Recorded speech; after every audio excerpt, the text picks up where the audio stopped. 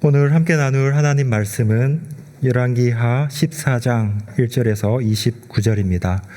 이스라엘의 왕 요아스의 아들 요아스 제2년에 유다의 왕 요아스의 아들 아마샤가 왕이 되니 그가 왕이 된 때에 나이 25세라 예루살렘에서 29년간 다스리니라. 그의 어머니의 이름은 여호앗단이요 예루살렘 사람이더라. 아마샤가 여호와 보시기에 정직히 행하였으나 그의 조상 다윗과 같지 아니하였으며 그의 아버지 요아스가 행한 대로 다 행하였어도 오직 산당들을 제거하지 아니하였으므로 백성이 여전히 산당에서 제사를 드리며 분향하였더라. 나라가 그의 손에 굳게 섬에 그의 부왕을 죽인 신복들을 죽였으나 왕을 죽인 자의 자녀들은 죽이지 아니하였으니 이는 모세의 율법책에 기록된 대로 함이라. 곧 여호와께서 명령하여 이르시기를 자녀로 말미암아 아버지를 죽이지 말 것이요 아버지로 말미암아 자녀를 죽이지 말 것이라. 오직 사람마다 자기의 죄로 말미암아 죽을 것이니라 하셨더라. 아마샤가 소금 골짜기에서 에돔 사람 10,000명을 죽이고 또 전쟁을 하여 셀라를 취하고 이름을 욕되이리라 하였더니 오늘까지 그러하니라. 아마샤가 예후의 손자 요아스의 아들 이스라엘의 왕 요아스에게 사자를 보내 이르되 오라 우리가 서로 대면하자 한지라. 이스라엘의 왕 요아스가 유다의 왕 아마샤에게 사람을 보내 이르되 레바논 가시나무가 레바논 백향목에게 전가를 보내어 이르기를 내 딸을 내 아들에게 주어 아내로 삼게 하라 하였더니 레바논 들짐승이 지나가다가 그 가시나무를 짓밟았느니라. 내가 에돔을 쳐서 파하였으므로 마음이 교만하였으니 스스로 영광을 삼아 왕궁에나 내 집으로 돌아가라. 어찌하여 화를 자취하여 너와 유다가 함께 망하고자 하느냐 하나 아마샤가 듣지 아니하므로 이스라엘의 왕 요아스가 올라와서 그와 유다의 왕 아마샤가 유다의 벳세메스에서 대면하였더니 유다가 이스라엘 앞에서 패하여 각기 장막으로 도망한지라.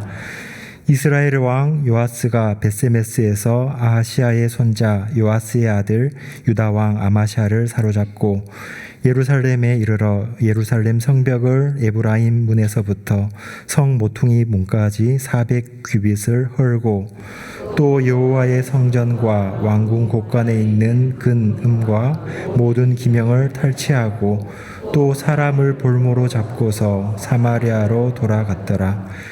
요아스의 남은 사적과 그의 업적과 또 유다의 왕 아마샤와 싸운 일은 이스라엘 왕 역대지락에 기록되지 아니하였느냐. 요아스가 그의 조상들과 함께 자매 이스라엘 왕들과 사마리아에 함께 장사되고 그의 아들 여로보암이 대신하여 왕이 되니라. 이스라엘의 왕 요아스의 아들 요아스가 죽은 후에도 유다의 왕 요아스의 아들 아마샤가 15년간을 생존하였더라.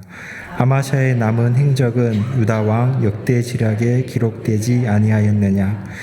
예루살렘에서 무리가 그를 반역한 고로 그가 라기스로 도망하였더니 반역한 무리가 사람을 라기스로 따라 보내 그를 거기서 죽이게 하고 그 시체를 말에 실어다가 예루살렘에서 그의 조상들과 함께 다윗성에 장사하니라.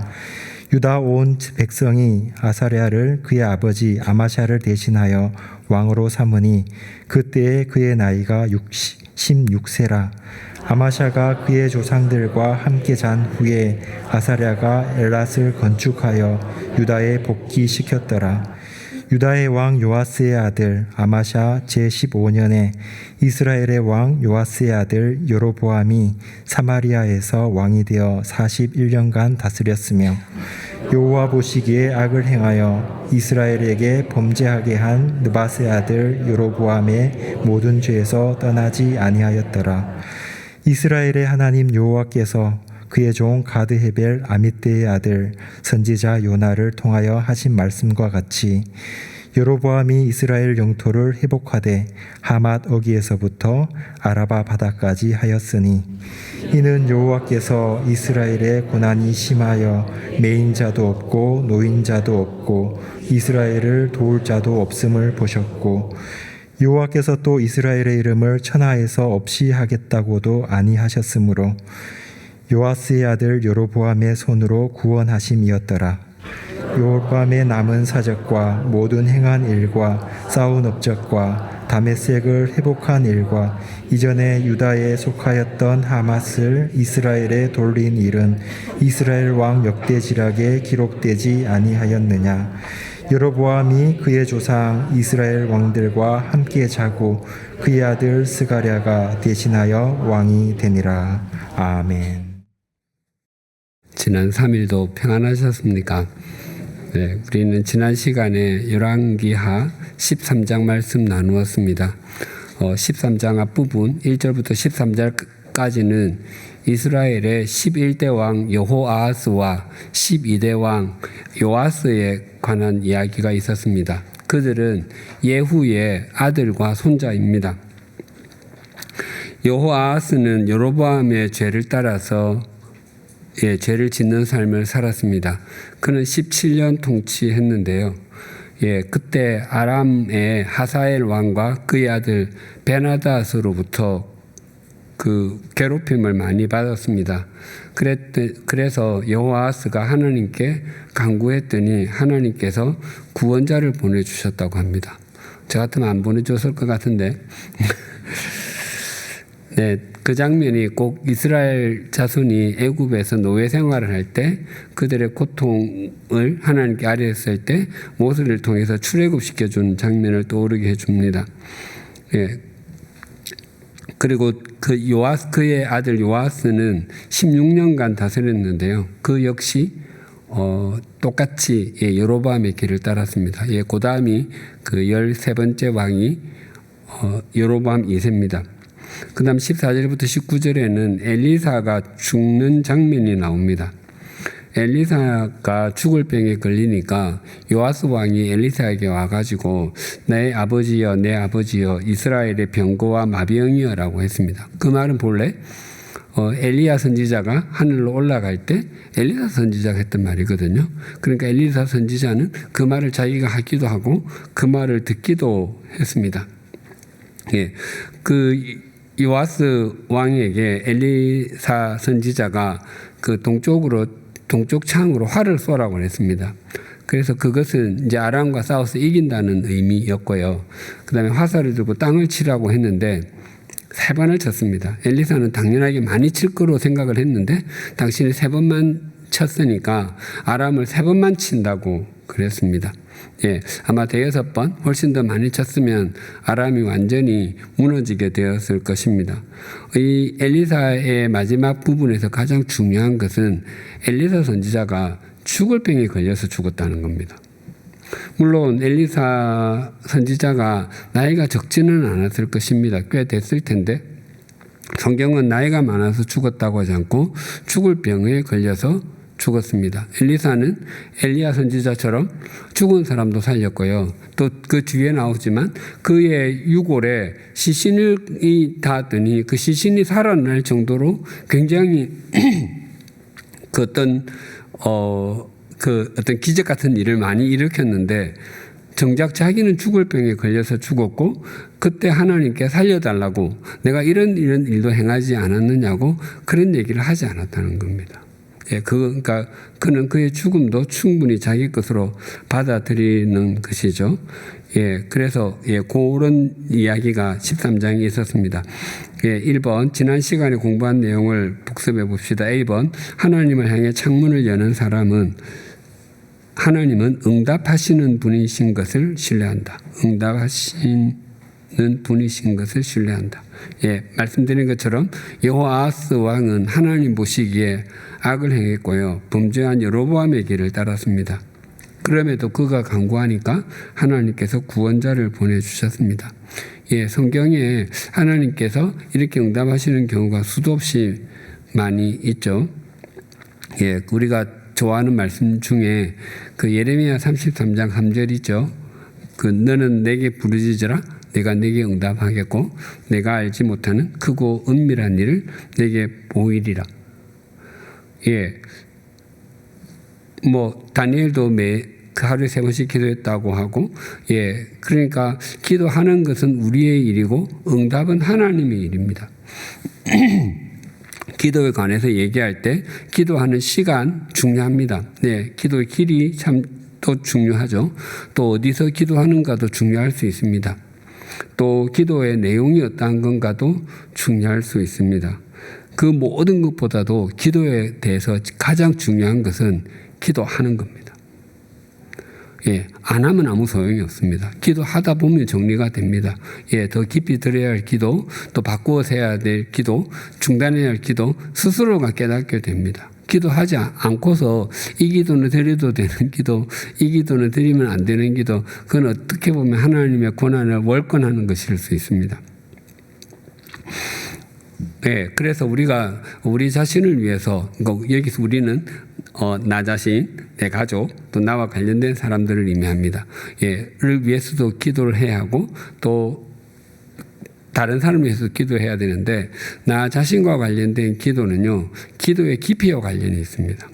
예, 틀림없이. 또 다른 사람을 위한 기도는 기도의 넓이와 관련이 있습니다. 이 두 가지를 잘 해야 우리의 기도가 더 깊어지고 더 넓어지게 됩니다. B번, 하나님을 향해 창문을 여는 사람은 자신의 삶과 믿음이 영향을 남기는 것을 안다. 예, 여호아스와 요아스는 하나님 보시기에 똑같이 악을 행했고 여로보암을 길로 걸었다는 점에서 예, 부전자전 복사판입니다. 예, 엘리야와 엘리사도 예, 정말 똑같은 예, 복사판이죠. 예, 그래서 우리가 뭐 부전자전이다, 또 그 어머니의 그 딸이다, 이것은 긍정적으로도 쓰고 부정적으로도 씁니다. 그러니까 여기서 요아스와 요아스는 부정적인 의미로 썼다면 엘리야와 엘리사는 긍정적인 의미로 썼습니다. 예, 그렇다면 우리 모두는 누군가에게는 영향을 미치고 있습니다. 또 누군가에게 영향을 받고 있습니다. 예, 그러니까 나이가 들었어도 행복하게 잘 살려면 혼자서도 잘 지내야 된다, 이런 말들을 하는데 그래야 됩니다. 그러나 하나님께서 우리를 관계하는 존재로, 사회적인 존재로 만들지 않았습니까? 그러니까 우리가 아무도 안 만나고 살 수는 없지 않겠습니까? 누군가를 만나다 보면 또 얘기를 나누고 교제를 하다 보면은 예, 그 사람에게 영향을 주기도 하고 영향을 받기도 하는데, 예, 우리는 선한 영향력을 미치는 사람들이라는 거 우리 한순간도 잊지 마십시다. C번, 하나님을 향해 창문을 여는 사람은 죽음도 하나님의 섭리 속에 있음을 신뢰한다. 예, 엘리사 선지자는 성경에 나오는 모든 선지자 가운데서 가장 아마 기적적인 일을 많이 행한 사람일 거예요. 예. 그런데 그는 예, 죽을 병이 들어서 죽었습니다. 예, 그러니까 그도 그의 인생도 끝날 때도 있고 그의 사역도 내려놓아야 될 때가 이제 있다는 것을 알게 되는 거죠. 예, 우리도 똑같지 않습니까? 예, 우리 전에도 말씀드렸지만 우리 인생은 모래시계와 같거든요. 모래시계가 밑에 떨어지는 건 다 보여요. 누구에게나 다 보여 있어요. 그런데 모래시계 위는 가려져 있어서 알 수가 없어요. 보이지 않아요. 예, 위에 모래 알갱이가 몇 개 남아 있는지 우리는 알지 못합니다. 예, 그러나 어느 순간에 떨어지게 될 겁니다. 마지막 것이. 근데 그것이 예상이 되고 떨어지는 사람도 있고 예상하지 못하고 떨어지는 사람도 있습니다. 그건 하나님께서 정하시는 길입니다. 예, 그런데 정말 어떤 연세가 많이 높으시든지, 그러니까 평균 수명 이상 훨씬 사셨다든지, 아니면 이제 심한 병으로 인해서 이제 정말 얼마 남지 않았다고 생각이 되면 그때부터는 우리가 살려달라고 기도하지 않고 이제는 주님께 보내드릴 기도도 함께 드릴 수 있어야 합니다. 그래야 이제 마지막을 그분도 정리를 하고 가야 되게 해야 되지 않겠습니까? 예, 우리도 마찬가지입니다. 우리도 예, 우리가 어떤 연세가 높아지거나 아니면 어떤 심한 중한 징혈병에 걸렸을 때 이제는 내가 놓아야 되겠다 생각을 하면 우리 생명이 소중하지 않아서가 아니라 남은 삶을 정리하는 것이 더 중요하기 때문에 그렇습니다. 예. 그래서 잘 사는 것도 참 중요하고 필요한 일이지만 그만큼 어쩌면 그것보다 더 중요한 것은 잘 죽는 것입니다.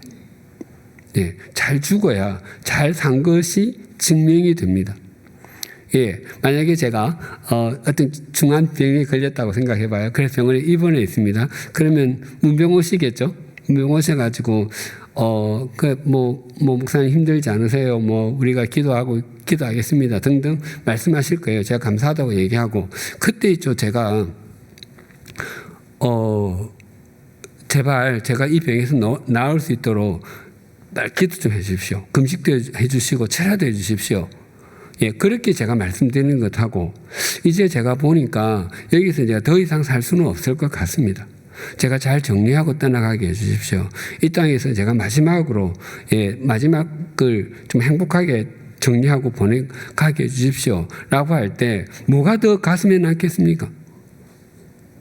의사는 이제 끝났다고 얘기하는데 계속해서 이제 살려달라고 하면은 제가 그런 얘기를 했을 때 교우님들이 저를 보고 속으로 구라 그러지 않겠습니까? 설교할 때 매번 영원한 하나님의 나라를 소망해야 된다고 해놓고 자기는 전혀 소망하지 않고 살았구나 이 생각하지 않겠습니까? 예. 그러니까 우리에게 죽음은 끝이 아니라 영원한 생명의 길로 가는 또 첫 관문이니까 그것도 우리가 충분히 잘 받아들여야 우리가 죽음에도 의연할 수 있습니다. 예, 누구에게나 다 두렵지만 우리는 의연해질 수 있습니다. 예. 2번 다니엘 6장 10절과 마태복음 7장 7절 8절 암송해 봅시다. 우리 다니엘 같이 한번 암송해 볼까요? 다니엘이 시작. 다니엘이 이 조서에 왕의 도장이 찍힌 것을 알고도 자기 집에 돌아가서는 윗방에 올라가 예루살렘으로 향한 창문을 열고 전에 하던 대로 하루에 3번씩 무릎을 꿇고 기도하며 그의 하나님께 감사하였더라. 아멘. 예, 마태복음 7장 7절과 8절 구하라 시작. 구하라 그리하면 너희에게 줄 것이요 찾으라 그리하면 찾아낼 것이요 문을 두드리라 그리하면 너희에게 열릴 것이니 구하는 이마다 받을 것이요 찾는 이는 찾아낼 것이요 문 두드리는 이에게는 열릴 것이니라. 아멘. 네.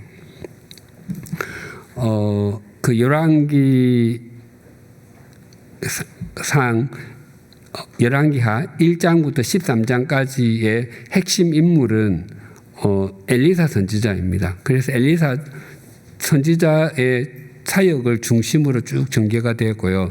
이제 엘리사 선지자가 죽어서 이 14장부터 17장까지는 북이스라엘이 이제 17장 끝에 가면 망하게 되거든요. 그러니까 북이스라엘이 아수르에게 멸망하기까지의 그 분열 왕국의 마지막 부분을 다룹니다.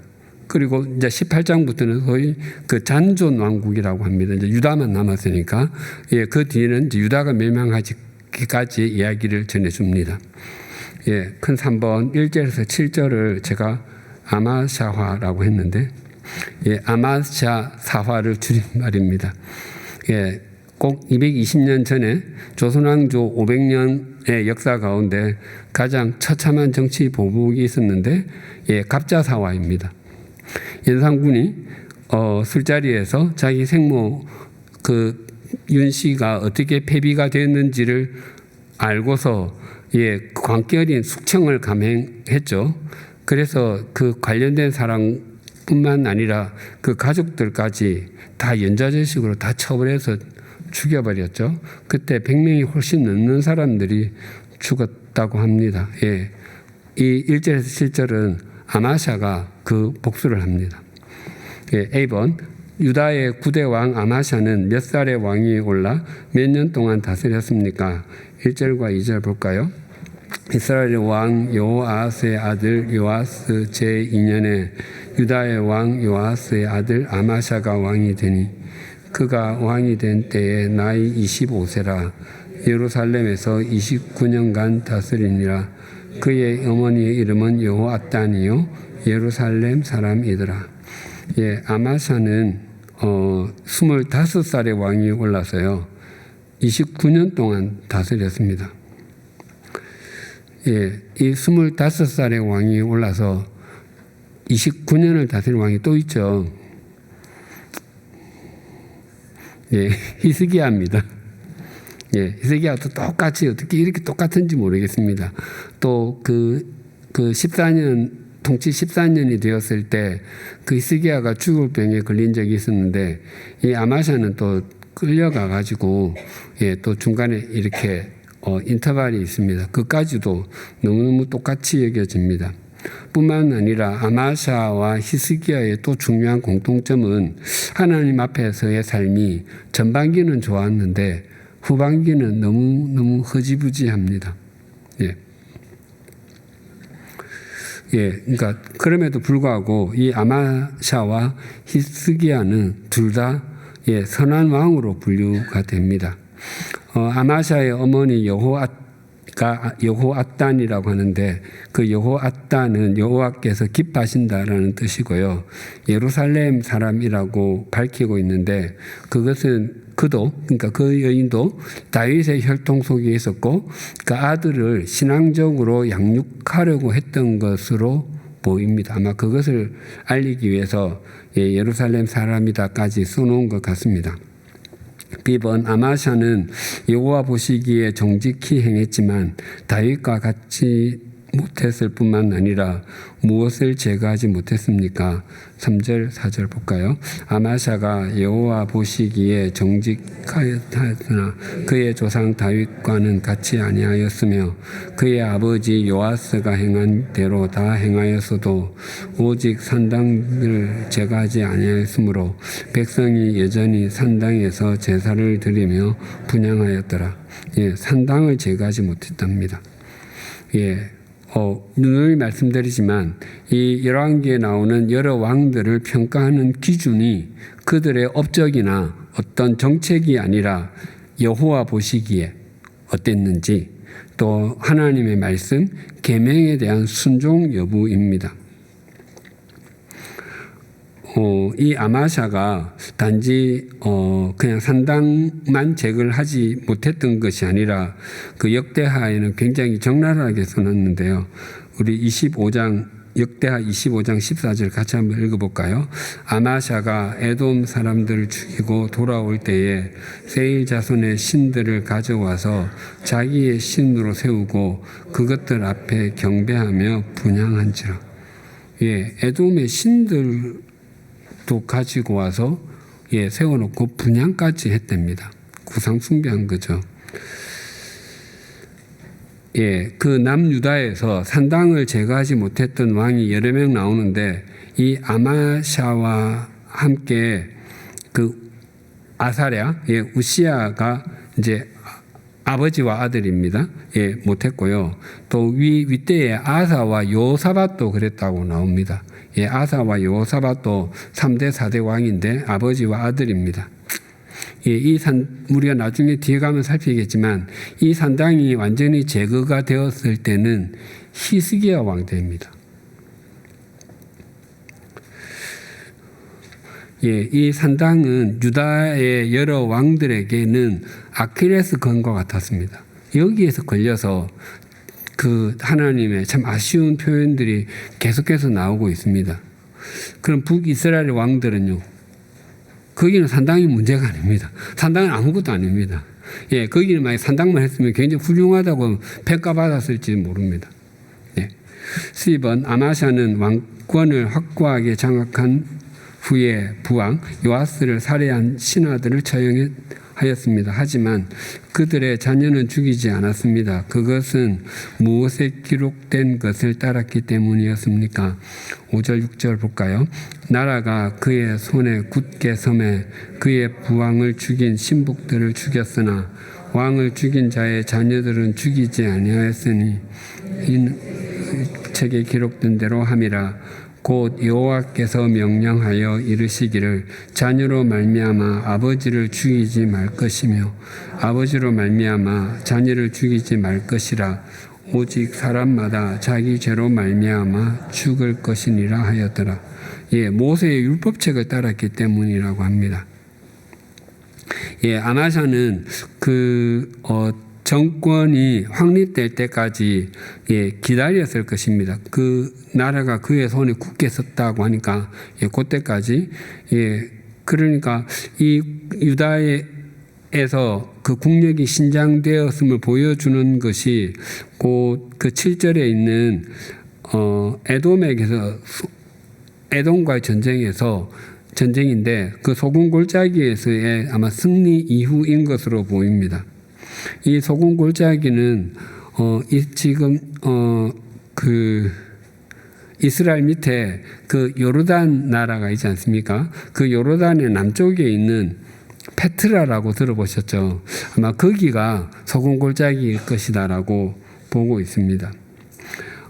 이 아마샤가 복수를 하면서도 소위 그 자녀들까지 죽이지 않은 것은 그 신명기 24장 16절 말씀인데요. 우리 같이 한번 읽어볼까요? 아버지는 그 자식들로 말미암아 죽임을 당하지 않을 것이요 자식들은 그 아버지로 말미암아 죽임을 당하지 않을 것이니 각 사람은 자기 죄로 말미암아 죽임을 당할 것이니라. 아마샤가 율법을 따라 행한 것은 그가 복수심에 사로잡힌 것은 아니었다는 겁니다. 모세 율법, 즉 하나님의 말씀을 따르려 했습니다. 앞에 말씀드린 그 갑자사화에서 연산군은 완전히 복수심에 사로잡혔습니다.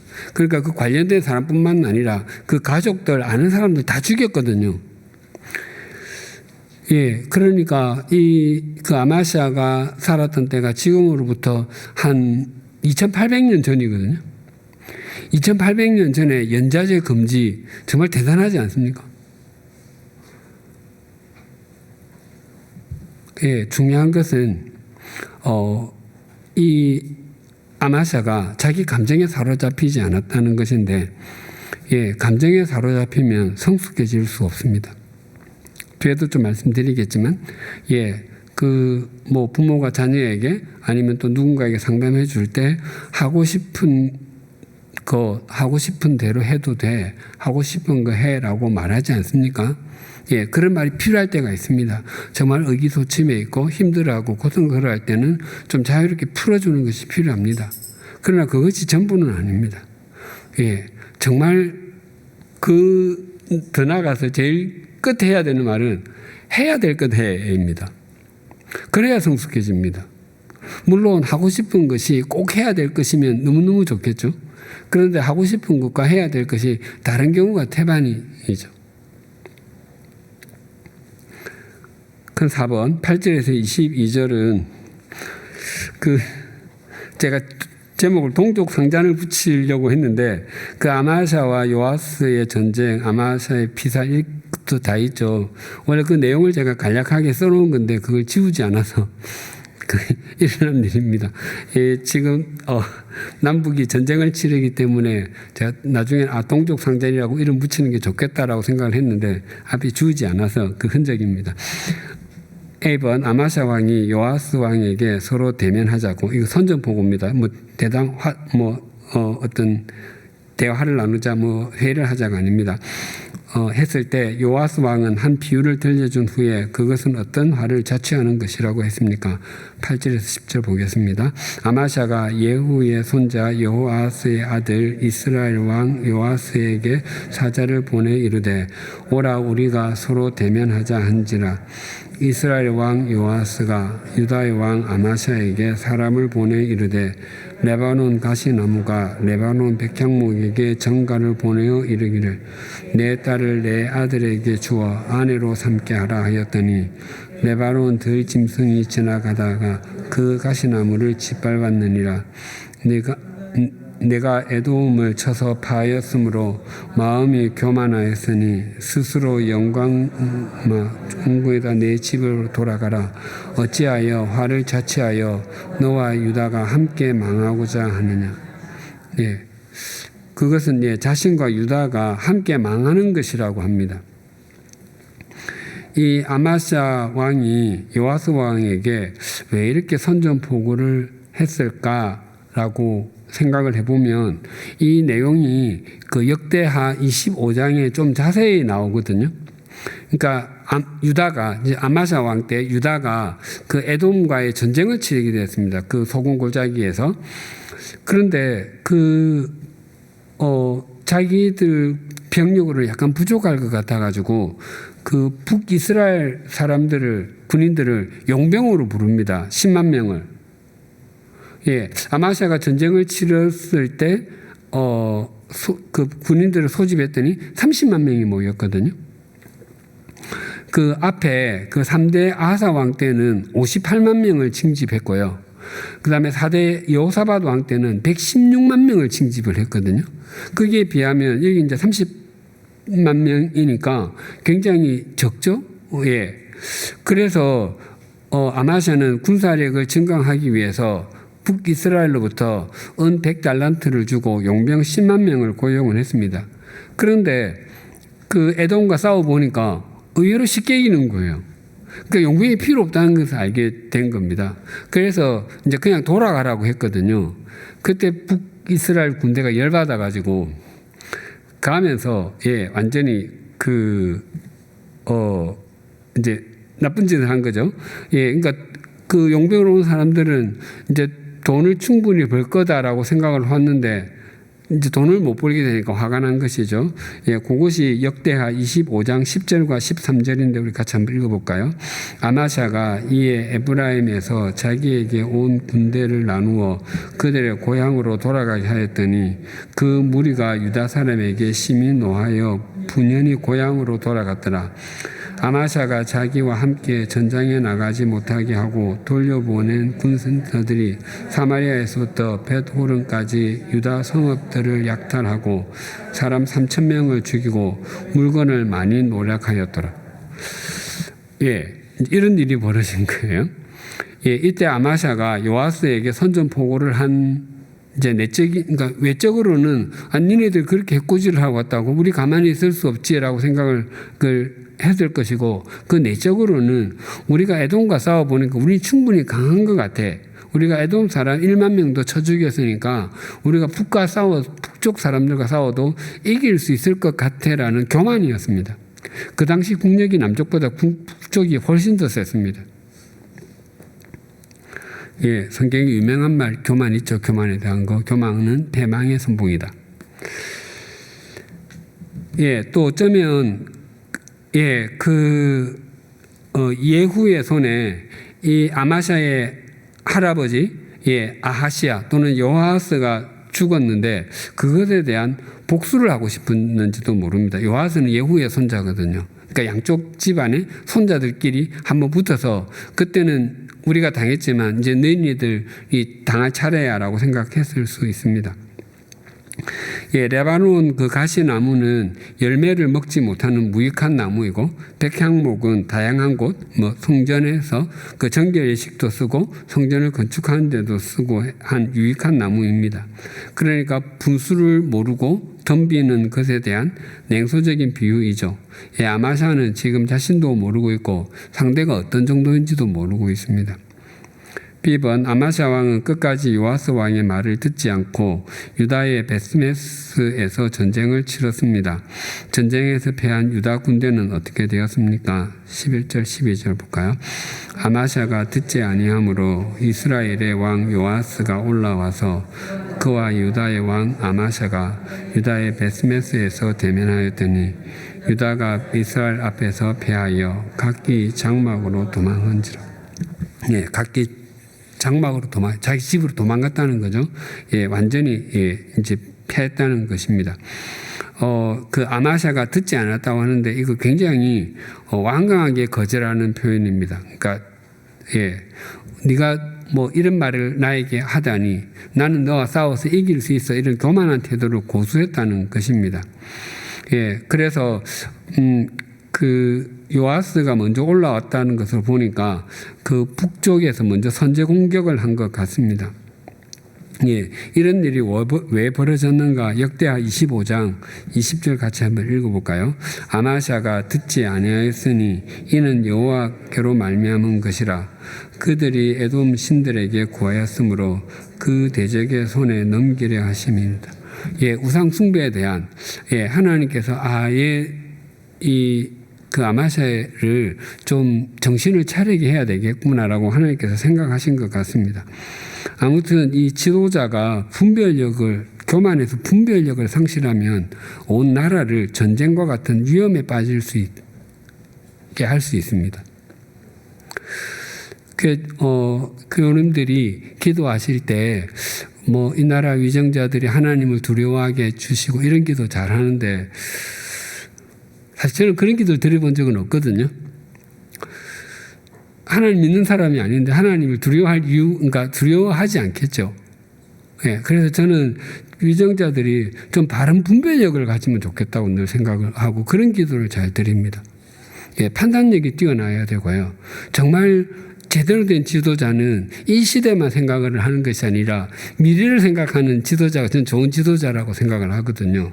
무슨 일을 하든 어떤 정책을 하든 이것이 미래에도 유익하고 괜찮은 것인가를 깊이 생각을 하는 지도자가 저는 좋은 지도자라고 늘 생각을 하거든요. 지금 아무리 좋아도 미래 사람들이 안 좋으면 그건 하면 안 된다고 저는 생각을 합니다. 왜냐하면 우리만 살고 끝날 게 아니라 함께 살아가야 되잖아요. 우리가 환경 보호하는 이유가 뭡니까? 예, 후세 사람들도 함께 살아가야 되기 때문에 우리가 다 쓰고 망치고 가지는 말자는 것 아닙니까? 예, 어떤 나라의 살림이나 다른 부분도 다 마찬가지 아니겠습니까?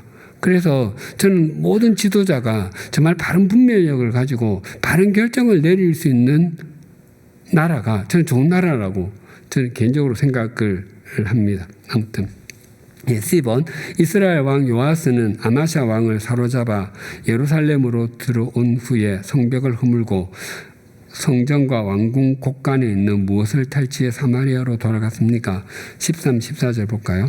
이스라엘 왕 요아스가 베스메스에서 아하시아의 손자 요아스의 아들 유다 왕 아마샤를 사로잡고 예루살렘에 이르러 예루살렘 성벽을 에브라임 문에서부터 성 모퉁이까지 400규빗을 헐고 또 여호와의 성전과 왕궁 곳간에 있는 금, 은과 기명을 탈취하고 또 모든 사람을 볼모로 잡고서 사마리아로 돌아갔더라.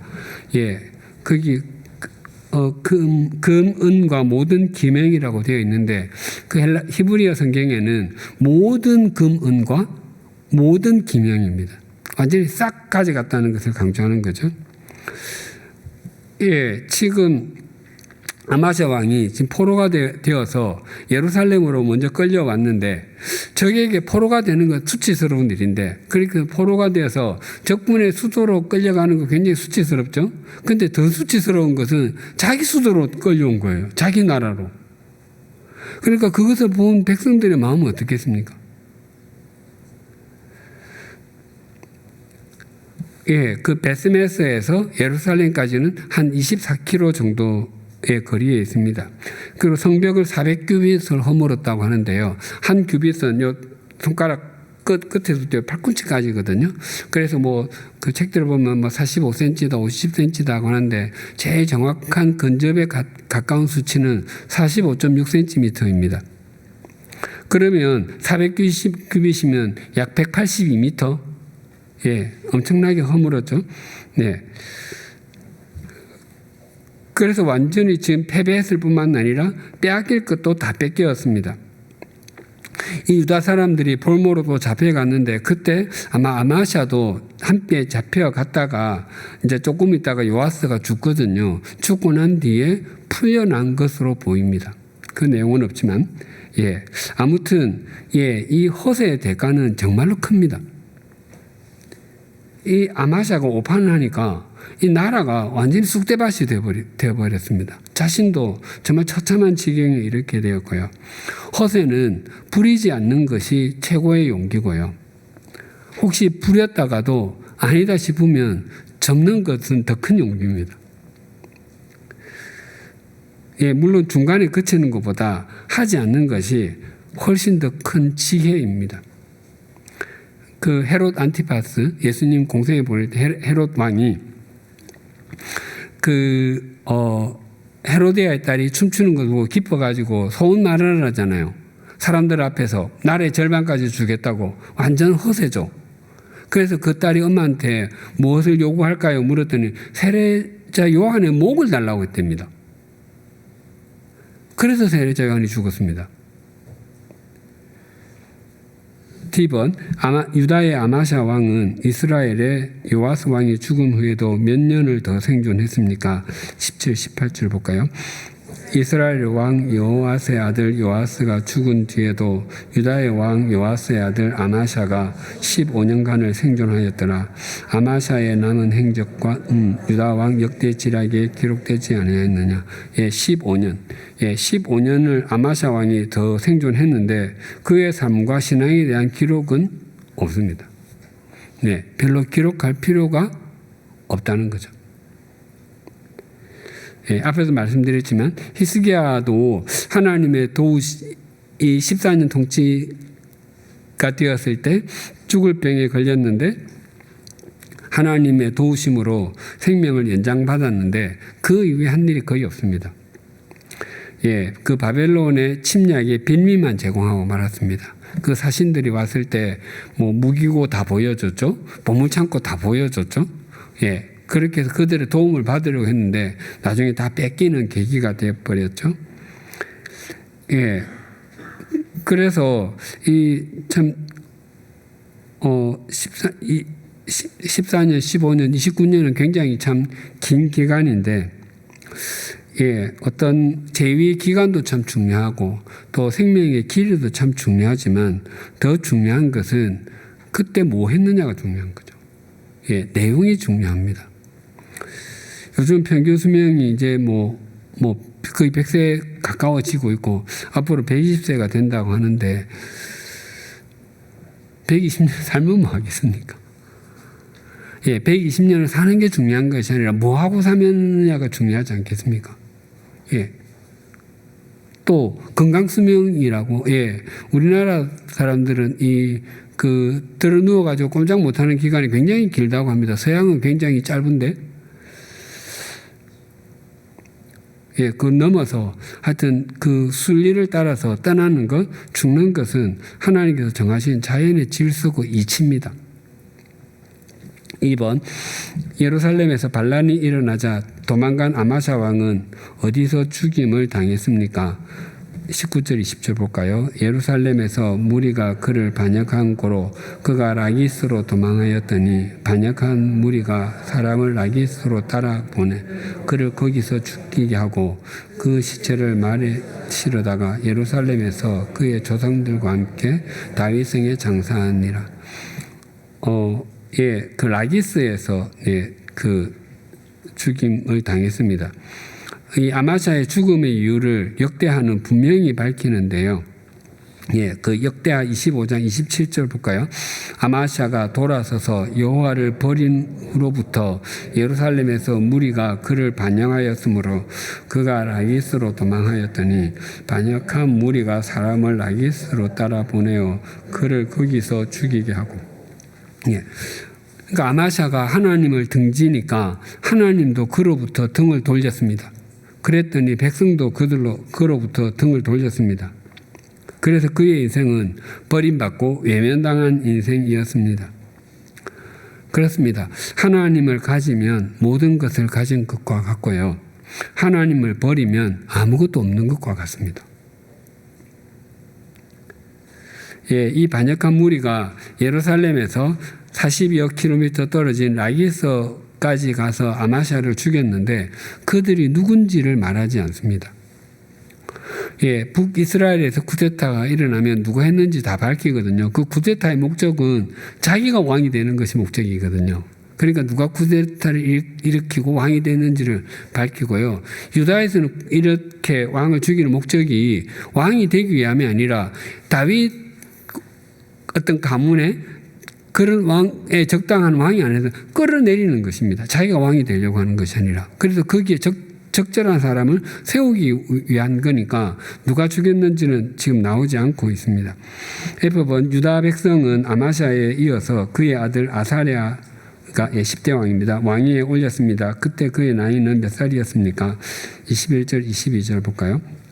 유다 온 백성이 아사랴를 그의 아버지 아마샤를 대신하여 왕으로 삼으니 그때 그의 나이가 16세라.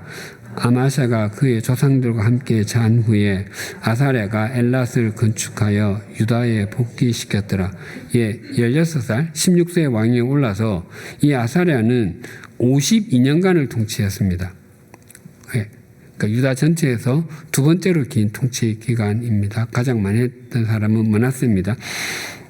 그런데 그 52년 중에서 아버지 아마샤와는 24년 정도는 공동 통치를 했고 아버지가 죽은 후에 28년 정도 단독 통치한 것으로 보입니다. 그래서 이 성경을 자세히 보면은 그 21절에 그의 아버지 아마샤를 대신하여 왕으로 삼으니, 보통 같으면은 그 아버지가 죽은 후에 아마샤를 왕으로 세웠다 이렇게 나와야 될 것 같은데 대신해서 아마 이때가 아버지 아마샤가 그 요아스에게 그 포로가 돼가지고 사마리아로 끌려가지 않았습니까? 아마 그때 이제 그런 남쪽에는 왕이 없으니까 이 아사랴로 하여금 왕이 되게 그때 세운 것 같습니다. 그리고 이제 거기서 요아스가 죽고 다시 왔으니까 이제 둘이서 공동 통치를 하게 됐는데 그것이 한 24년 정도 되지 않았을까로 봅니다. 그 아사랴는 역대하 26장에 보면 우시야라고 되어 있습니다. 우시야가 훨씬 더 익숙하죠? 요 뒤에 다음 장에 보면 또 우시야라는 이름으로도 나옵니다. 이 아사랴가, 그러니까 우시야가 엘랏을 건축했다고 하는데, 엘랏은 그 시나이 반도이지 않습니까?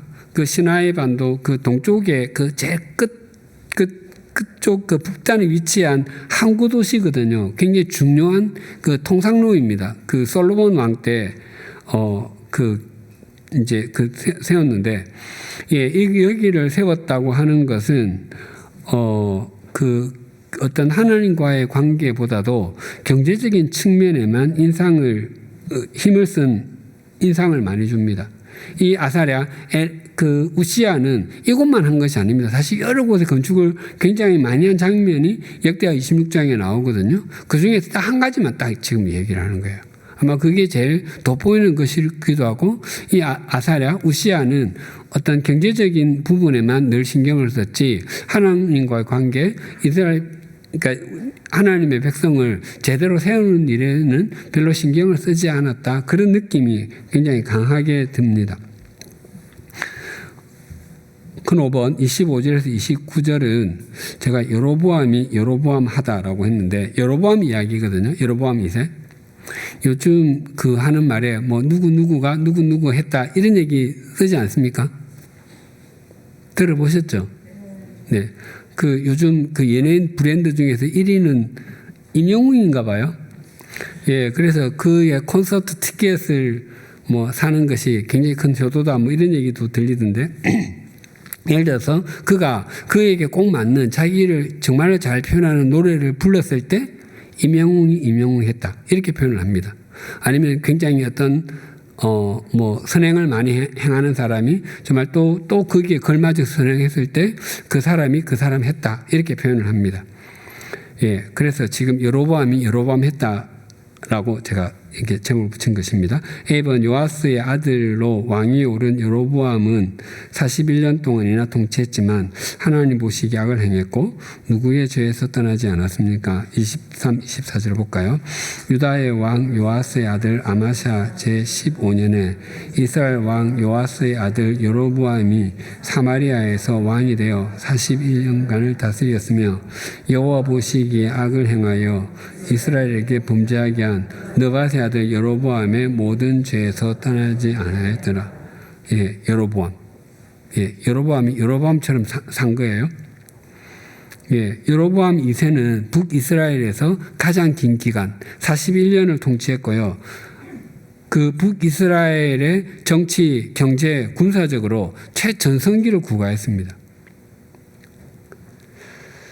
여로보암 2세는 사람들이 보기에는 굉장히 업적을 많이 세운 왕으로 인정을 받았을 거예요.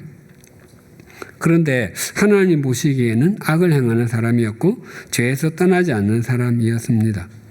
예, 계속해서 나오는 여로보암의 죄에서 떠나지 않았다고 하는데, 여로보암의 죄는 하나님의 우상, 송아지 우상을 만들고 단과 베델의 제단을 세우고 레위인이 아닌 일반인을 제사장으로 세우고 하나님께서 정하신 절기의 날짜를 임의로 바꾸었습니다.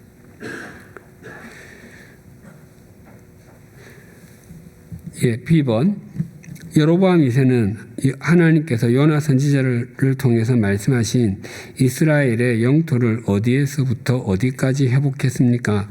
25절, 27절 볼까요?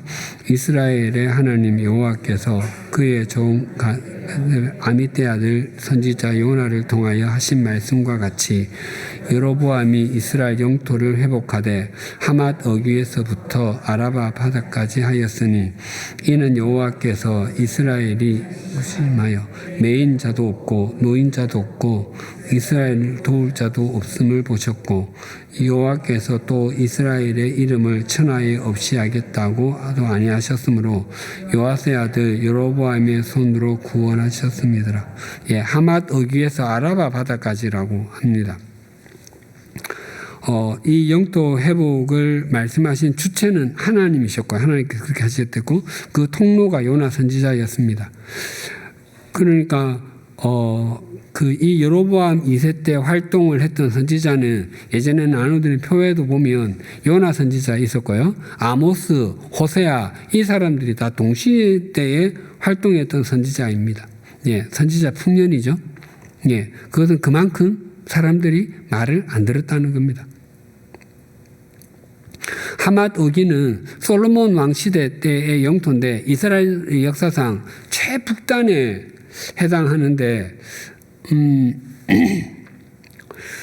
우리나라로 하면 이제 북쪽으로 쭉 올라가면은 만약에 동쪽 끝으로 올라가면 블라디보스톡이 있지 않습니까? 그보다 훨씬 더 위쪽이라고 생각하면 되고요. 그냥 서울에서 직선을 위쪽으로 올리면은 그 선양이 있고 장춘이 있고 훨씬 더 북쪽에 하얼빈이 있습니다. 그러니까 그 정도까지 그냥 했다고 보는 것이 좋을 것 같습니다. 이스라엘에서 그 다메섹 훨씬 더 북쪽이거든요. 말로 설명하기가 너무 어려워요. 하여튼 이 지역이 하여튼 굉장히 하여튼 위쪽까지입니다.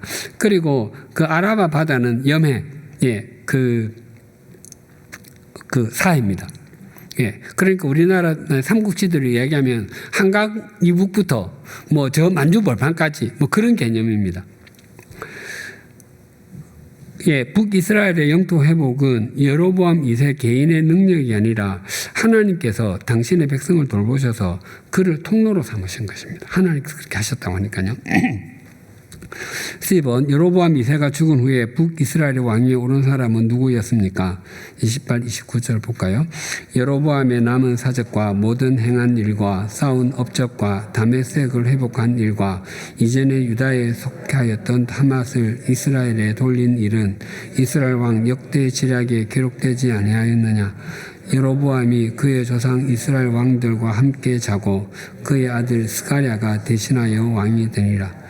스가랴입니다.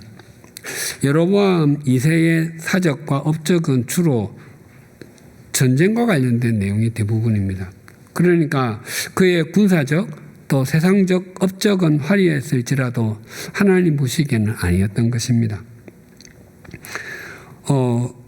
그 여로보암 2세가 죽고 왕위에 오른 사람이 스가랴인데 스가랴는 딱 6개월 동안 통치했습니다. 그가 살룸이라고 하는 사람에게 반역을 당해서 죽었는데 이 스가랴는 예후 가문의 마지막 사람입니다. 그리고 여로보암 2세가 죽고 난 뒤에 한 30년 정도 지나고 나서 북이스라엘 자체가 아수르에게 완전히 망해버리게 됩니다. 그러니까 굉장히 지금 하강곡선을 쭉 끄어가게 되는 출발점이 되는 것입니다. 6번 나눔의 결론. 오늘 배운 것을 적용하여 서로 나누어 봅시다. 오늘 배운 말씀에서 깨닫게 되었거나 적용해야 될 말씀이 해야 될 부분이 있다면 나누어 봅시다. 뭐 제가 알려드리는 것도 좋지만 한번 구역 식구들에게 그냥 뭐 어떤 단어도 좋고 문장도 좋고 구절도 좋고 한번 나누어 보면 좋을 것 같습니다. 이때 중요한 것은 구역 식구들이 자기들이 깨달은 것을 자연스럽게 나눌 수 있도록 도와주는 것 좋고요. 특히 특정한 사람이 대화를 독점하려고 하거나 자신이 깨달은 것만 옳다고 주장하는 것, 그런 것들은 금물입니다. 그 양화진 모교 강좌에 지금 이번 학기에 편지 낭독회를 하는데, 지난번에 그 교인이 교인에게 보낸 편지 낭독을 하는데 한 분이 그런 얘기를 합니다. 예, 자기 구역은 엉뚱한 구역이 되자고 한다고. 엉뚱한 구역은요, 혹시 누가 틀린 답을 말해도 서로 핀잔 주거나 그렇게 하지 않고 다 그냥 다 들어주는 거.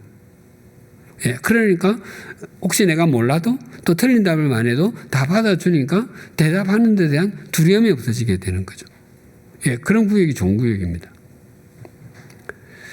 예, 아까도 말씀드렸지만 저는 이 부분을 보면서 이 요나 선지자의 이름이 나오는 것이 참 모르지는 않았지만 다시 한번 또렷하게 들어오던데, 예, 그 아모스, 호세아 다 같은 시대 때인데 그만큼 말을 안 들었던 거고요. 저는 선지자는 과외 교사랑 비슷하다고 생각하거든요.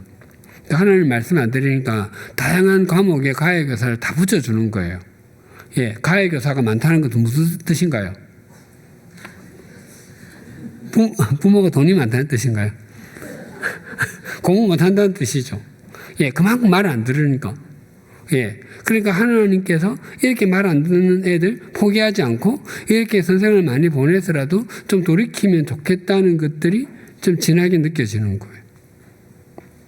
예, 그래서 우리 교회 목사님 훌륭해 하와 내가 좋은 그리스도인인 것은 다른 얘기일 수 있다는 겁니다. 예, 내 좋은 교회 다녀. 그것이 나의 좋은 신앙을 보장해 주지 않습니다. 예, 그건 다른 이야기입니다. 예, 나번 아마시아 왕의 신앙은 그의 아버지 요아스 왕과 신앙적으로 복사판이었습니다. 나의 믿음 생활에서 손자, 손녀에게 또 자녀에게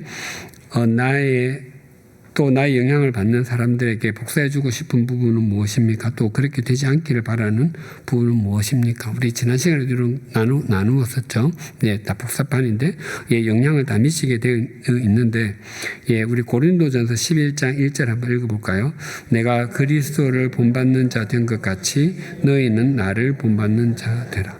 예, 내가 그리스도를 본받는 그 태도를 너희도 나의 그런 태도를 본받아라는 겁니다. 예.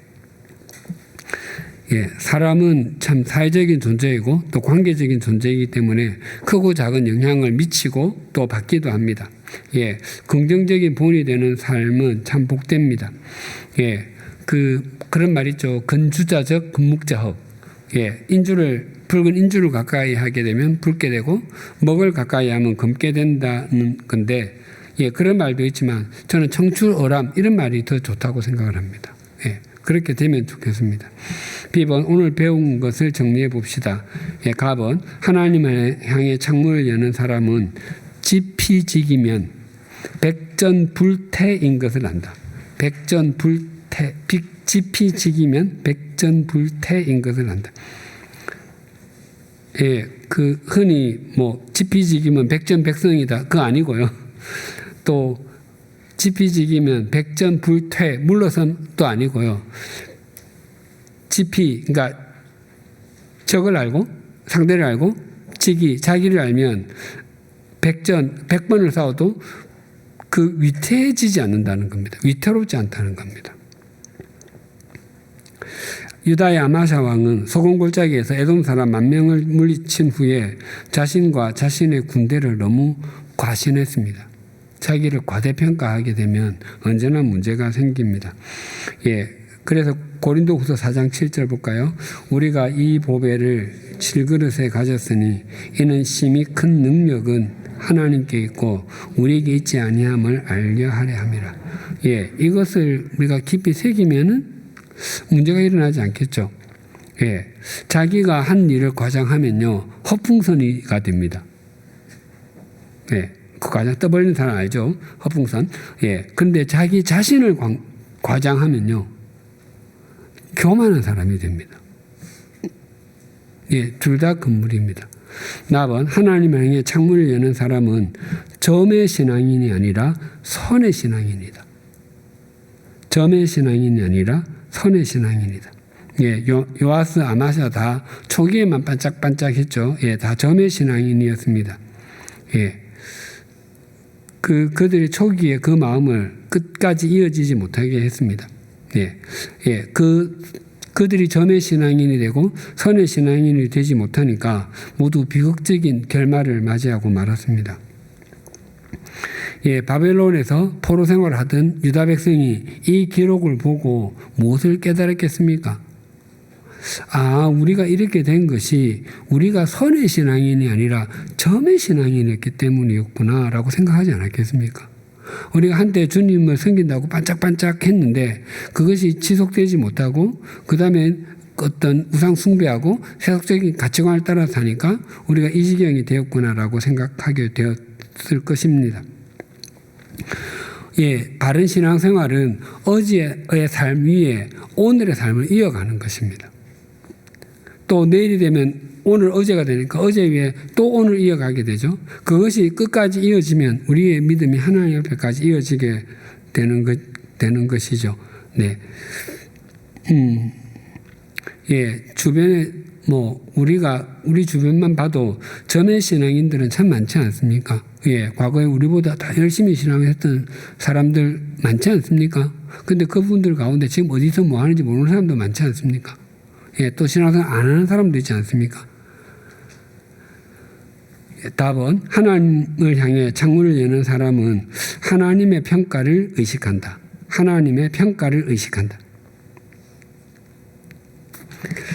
여로보암 왕은 41년 동안 통치했거든요. 그는 정치, 경제, 국방에 굉장히 큰 업적을 남겼습니다. 그런데 그에 대한 기록, 평가는 딱 7절이 끝입니다. 예, 우리 15장에서도 보겠지만 아사랴, 우시야는 52년을 통치했거든요. 그에 대한 기록도 딱 7절로 끝입니다. 아까도 말씀드렸지만 인생과 믿음은 그 길이도 중요하지만 더 중요한 것은요, 그 내용입니다.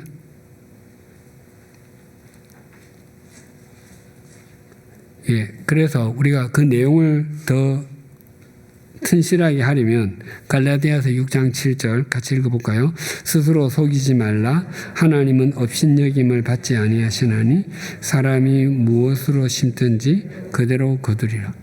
예, 그대로 거둔다는 것 알면은 우리가 바른 믿음 생활을 하게 되겠죠. 우리가 그 길을 신실하게 달려가면 또 우리가 달려간 그 모습을 보고 또 우리가 넘겨주는 그 패턴을 받고 또 우리 자녀들이 또 우리를 따라오는 사람들이 또 그들의 달려갈 길을 또 달려가겠죠. 그렇게 달려가다 보면 우리 교회에 그런 사람이 많고 또 우리 집에 그게 많이 되면 우리 집은 명가가 되고요. 예, 우리 교회는 정말 하나님께 쓰임받는 구별된 교회가 되겠죠. 예, 그런 은총을 우리 모두가 다 누릴 수 있기를 소망하고 축복합니다. 하나님 아버지, 남유다의 아마샤 왕은 자기도 몰랐고 상대는 더 몰랐고 하나님은 더더욱 몰랐습니다. 유다의 군대가 소금 골짜기에서 에돔 군대를 물리칠 수 있었던 것은 유다의 전투력이 막강했기 때문도 아니었고 전략과 전술이 뛰어났기 때문도 아니었으며 전적인 하나님의 역사와 하나님의 은총이었습니다. 그럼에도 어리석게 북이스라엘에게 선전포고했다가 포로가 되어 예루살렘으로 사마리아로 끌려가는 수치를 겪었고 막대한 국고를 손실하고 말았습니다. 우리 자신은 질그릇과 같이 연약하여 잘 깨어지는 존재인 것을 한순간도 잊지 않게 하시고 우리의 믿음의 대상인 하나님을 더욱 바르게 그리고 제대로 알아가게 하여 주시옵소서. 또한 요아스 왕과 아마샤 왕을 비롯하여 히스기야 왕까지 그들의 제위 초기는 몹시도 신앙적이었습니다. 하지만 저희 말기로 갈수록 지극히 비신앙적이었고 하나님이 계시지 않은 것과 같은 삶을 살았습니다. 우리 각자가 점의 그리스도인이 아니라 선의 그리스도인이 되게 하시고 과거보다 지금보다 나중이 더 믿음이 신실해지게 하여 주시고 전심을 다하여 하나님을 섬기게 하여 주시옵소서.